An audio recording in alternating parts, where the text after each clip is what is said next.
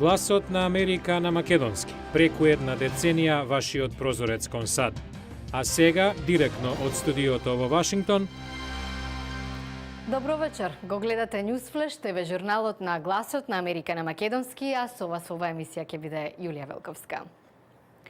Самоубиствен бомбашки напад во Авганистан додека продолжуваат протестите во земјата поради палењето на Коранот, а САД и Јужна Кореја на воена вежба и покрај заканите од Северна Кореја. Црнобелиот уметник освои најмногу статуетки Оскар. Започнуваме со вестите. Во самоубиствен напад со автомобил бомба пред база на НАТО и близу аеродромот во Џалалабад во источен Авганистан загинале 9 лица, соопштија властите. Одговорноста ја презеде Талибан во време кога продолжуваат протестите во земјата поради палењето на примероци на Коран во базата Баграм. Јужна Кореја и САД започнаа редовна годишна воена вежба и покрај заканите на Северна Кореја, дека ќе започне света војна доколку биде загрозен нејзиниот територијален интегритет. Портпаролот на Јужнокорејското министерство за одбрана вежбата ја нарече рутинска. Европската унија воведе нови санкции против владата на сирискиот претседател Башар ал-Асад, конкретно против Сириската централна банка и ги замрзна средствата на неколку сириски официјални лица. Западните земји воедно го отфрлија вчерашниот референдум во земјата за нов устав и наводна демократизација како фарса, додека Кина и Русија го поздравија. Црно-белиот уметник, голем победник на синокешната церемонија на доделување на филмските награди Оскар, доби 5 статуетки, меѓу кои за најдобар филм Мишел Хазанавичиус за најдобра режија и Жан Дужардан за најдобра машка улога. Мерил Стрип по трет пат доби Оскар, овој пат за најдобра женска улога во Железната леди.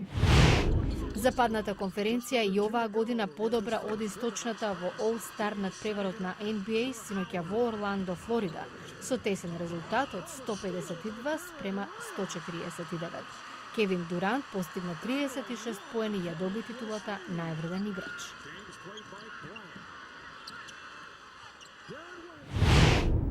Според Американскиот центар за контрола и превенција на болести, повеќе луѓе умираат од предозираност од лекови на рецепта отколку од сите илегални лекарства заедно.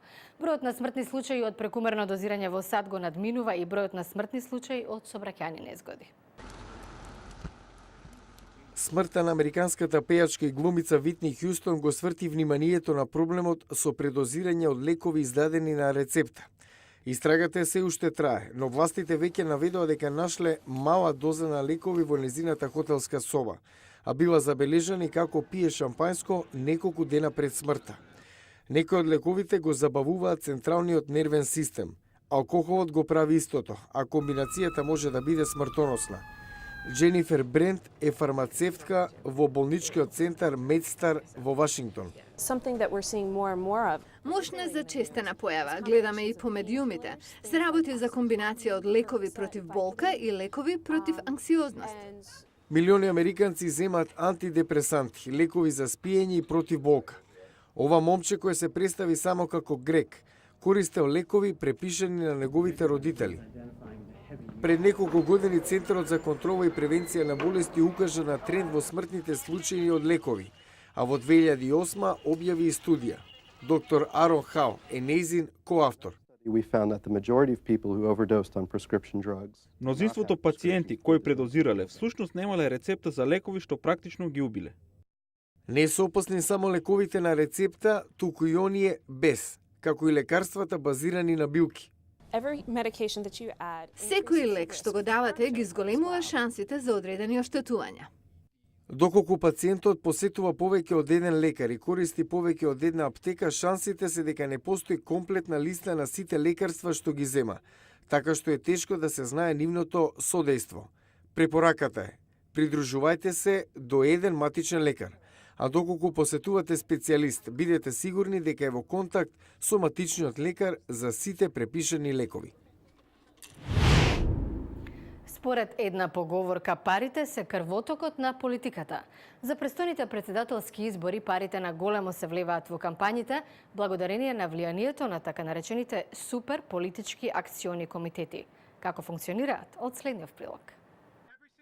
Овие демонстранти се незадоволни од одлуката на Врховниот суд од пред 2 години, што возможи богати поединци, корпорации и работнички синдикати да потрошат неограничени суми на пари на реклами во политички кампањи, повеќето од нив кои се со негативна содржина.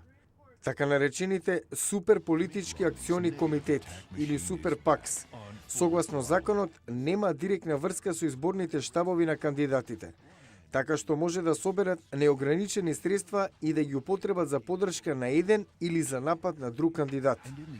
Анабел Парк е од Coffee Party USA, конкурент на конзервативното движење Tea Party.